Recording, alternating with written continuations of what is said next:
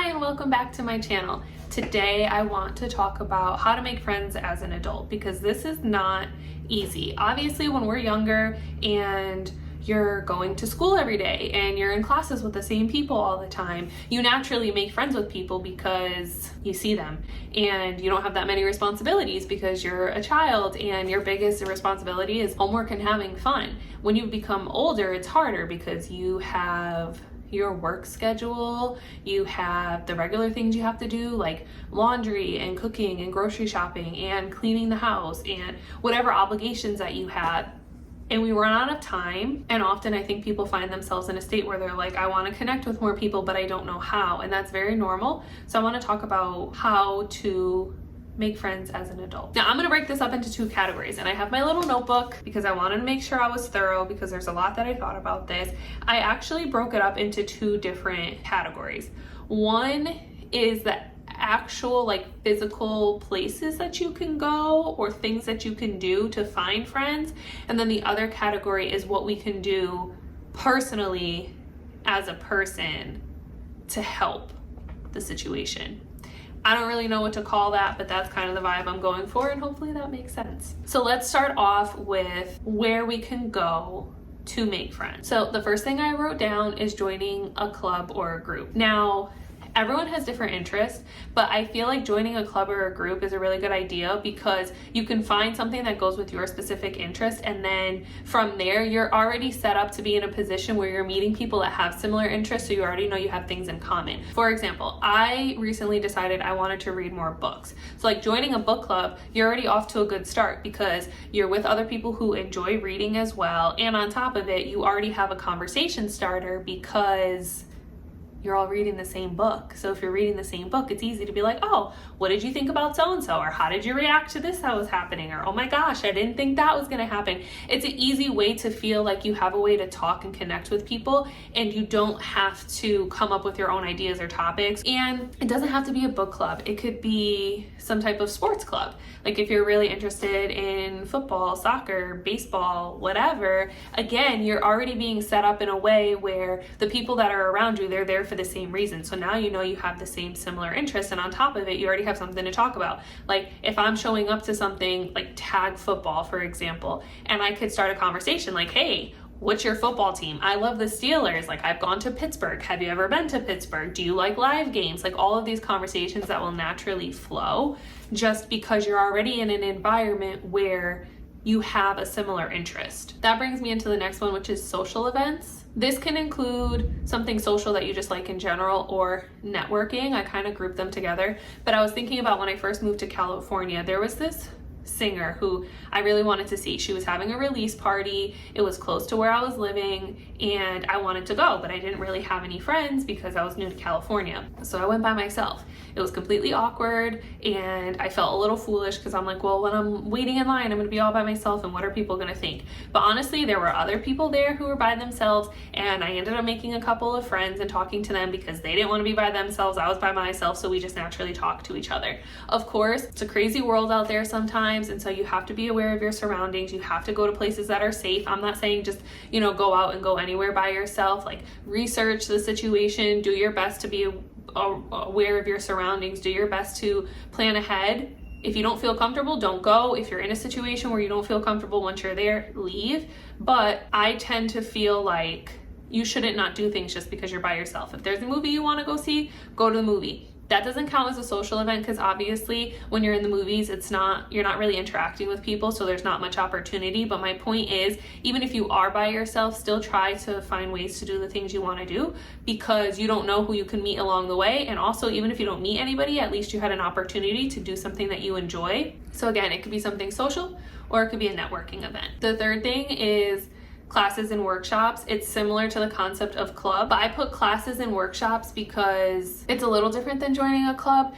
This might be something you only do for a short period of time. Like you could sign up for a cooking class or a dance class, and it doesn't take much commitment. You can go feel out the vibe. You might find some people that you really, really like, and that would be good, or you might feel like this isn't for me, but it would be interesting to be there and meet people, and then on top of it, you're still learning something. Like if there's something that you've always wanted to do, maybe you're like, I've always wanted to learn how to make my own pizza dough and sauce, go to a cooking class for pizza or something like that, because even if you walk away not having friends, at least you have a skill now that you've been wanting to learn, and it's okay. But I would think in the process, just like I said in the first one, if I show up and I'm learning to cook, there are other people there who are trying to learn the same things, and you can have conversations about it or ask questions. So if you have a class you want to go to, I really encourage you to go and learn that skill, and then in the meantime, try to also make some friends out of it. The fourth thing is volunteering. Now, that might sound cliche, but it's the truth. The church that I go to, they have a family center across the street where you can volunteer. There's a lot of people there, and I know that there are some people my age that go there to volunteer. It's just once a week, so it's not a huge commitment. I can meet people, and again, we all have something in common. We come from the same faith. So something that is important to me is my faith. Now I'm meeting other people who also have faith as something important, and they're volunteering their time. So I get to be there and do something and like give back to people and do the work that I'm supposed to be doing while also making friends. So it's like a double bonus, but it doesn't have to be a church. Some people are not faith-based or they're not religious. That's okay. You can go volunteer at an animal shelter. Animals are very therapeutic. So, maybe being around puppies or kittens or things like that, it'll be helping you on a personal level, but then on top of it, you can potentially make friends out of it. All right, the fifth thing I thought was social media. Now, this again, you have to be careful with, because Bumble has BFF Bumble, and but you have to be careful. Like, don't just go out and meet everybody that you match with. Do your due diligence to make sure that the person that you're talking to is actually the person you're talking to. I would think if you want to meet up with somebody, FaceTime them first. Make sure that they actually are who they are. Get to know them, because we want to be safe, but at the same time, we want to make friends. And so I think that's a good opportunity. If you're feeling like, I don't want to just go out in person and put myself out there, it might feel a little bit more comfort to do it from your own home, and so you can match with somebody, get to have a sense of them, and then if you feel comfortable, you can go out and make plans after you FaceTime and confirm that they actually are the person that they say they are. The next set of things is the personal things I was talking about. So those are places that you can go to find people, but now we need to talk about ourselves. So when we are going to find people and we're out there, we want to make sure that we're doing things that are welcoming. So the first thing that I wrote down is to be approachable. I know people have told me I have RBF. I don't look the most approachable. When I'm doing my own thing, it's kind of like, hey, you stay in your lane, I'll stay in mine. Don't walk up to me. I don't like small talk. Stay in your own space. That's not welcoming. If I'm trying to make friends, I need to look approachable. So what does that look like? I don't know, making eye contact with people, smiling at people. Don't just be like this in your own book, paying attention to your own stuff and never looking up, because who's going to approach you like that? You have to, look up every once in a while. Oh, smile. If you see somebody, which this is my next one. If you see somebody and you're interested and you think, oh, like that person would be cool to talk to, actually initiate the conversation. So if I'm sitting somewhere and I look up and I smile, you seem friendly, I might say, oh, I really like that bamboo plant that you have. Where did that come from? How did you get it to be in the shape of hearts? You can't really tell because this is in the way, but they're in shapes of hearts. Initiate a conversation. It doesn't have to be a deep conversation. It could be as simple as, oh, I really like the shirt that you're wearing. Like, where'd you get it from? Or, oh, that looks like an interesting book. Like, what's it about? Do you like that author? Just little conversation starters. And then once you get into the conversation, you can evaluate, is this somebody that I want to be friends with? Like, how are they responding to me? Did they know how to hold a conversation? But sometimes you have to be the one to initiate, which I know could feel awkward and uncomfortable, but honestly, I think it's worth it to just put yourself out there and start a conversation. And then the third thing that I wrote down about our own personality in order to make friends is being persistent, because odds are if you show up to the gym once, you're probably not going to make friends. Not impossible, but I don't know that you're going to make friends right away. But if you're going every single day at the same day and time, you're going to see the same people over and over again. And then they're familiar faces and you get to know them and they feel more comfortable and you feel more comfortable because you've seen them. So being persistent is important. I think we can't have an expectation of, if I show up to this class, I'm just going to make a whole bunch of friends and I only have to go once. You have to be persistent and consistent. So now that I've gone over those different places and different tips, I just want to say that I genuinely understand that it's difficult to make friends. I moved to California when I